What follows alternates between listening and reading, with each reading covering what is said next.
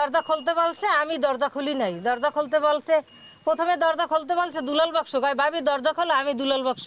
আমি কইছি আমি এই রাতের 12টা বাজে আমি দরজা খুলবো না। যখন বলছি যে রাত্রে 12টা বাজে আমি দরজা খুলবো না, তখনই দরজা বাসাইয়া ঢিলা মারে, ইট মারছে, খোয়া মারছে, এরপরে চাপাটি দা কুড়াইল যা কিছু ছিল এই দিয়া আমার দরজাগুলো এখনো ভাঙ্গা আছে।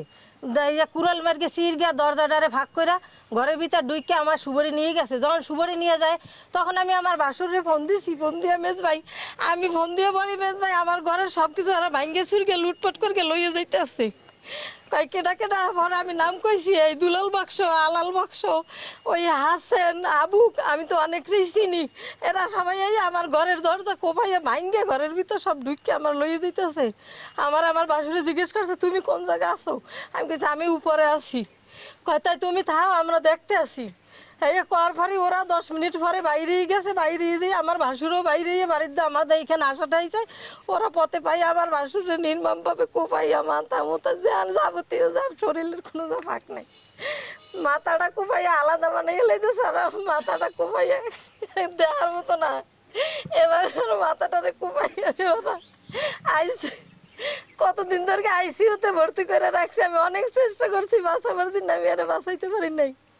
আমার লক্ষ লক্ষ টাকা সুবরি নিয়ে গেছে, আমার ঘরে টাকা ছিল নিয়ে গেছে, আমার স্বর্ণ অলংকার ছিল, যা কিছু ছিল সব কিছু ওরা নিয়ে গেছে।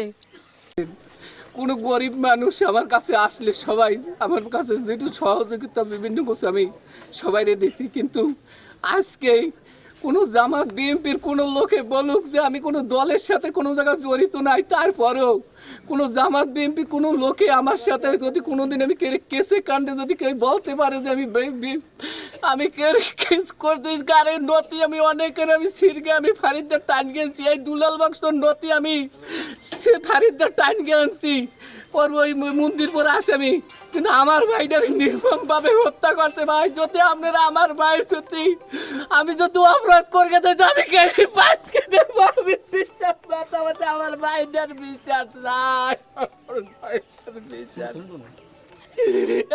আমার বলার বই বাসায় আর কিছু না।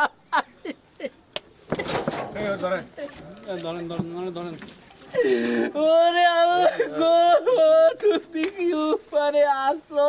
আল্লাহ আছে, আল্লাহ আছে। একজন সমাজসেবক হিসেবে কাজ করি।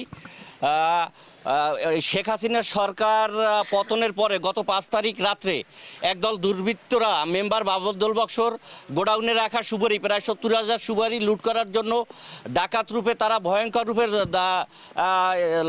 লাঠি সোটা নিয়ে অস্ত্র নিয়ে লুট করতে আসে। যখন এলাকাবাসী লুটকারীদের খবর শুনে চিকপ্যাক দেয়, তখন বাদলের বড় ভাই এই যে বাবুল বক্স ও আসে এটা প্রতিহত করার জন্য। তখন ডাকাত দলের কেউ কেউ ওর মাথায় দা ছোটা দিয়ে এমনভাবে আঘাত করে, আঘাতের পরে সে খুলনা সিটি হাসপাতালের আইসিইউতে ছিল, পরবর্তীতে খুলনা মেডিকেল কলেজ হাসপাতালে ছিল। সে চিকিৎসারত অবস্থায় গতকাল সন্ধ্যায় সে ইন্তেকাল করেন।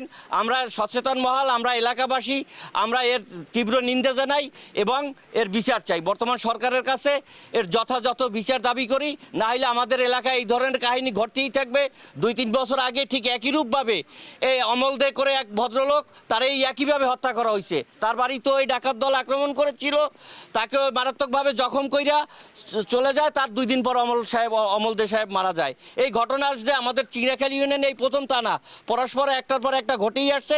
এই কারণে আমরা এর সুষ্ঠু তদন্ত চাই এবং এর সঠিক বিচার চাই। ধন্যবাদ। এই যারা আজকে এই বাদলের ঘর যারা ডাকাতি করছে এবং বাবুলে যারা খুন করছে, এদের এই এলাকাবাসী সবাই বিচার চায়। এরা কোনো দলের না, এরা কোনো দলের না, এবং এখানে যারা উপস্থিত এই সত্য তদন্ত করে এই খুনের যারা খুন করছে তাদের সঠিক বিচার এবং ফাঁসি চায়।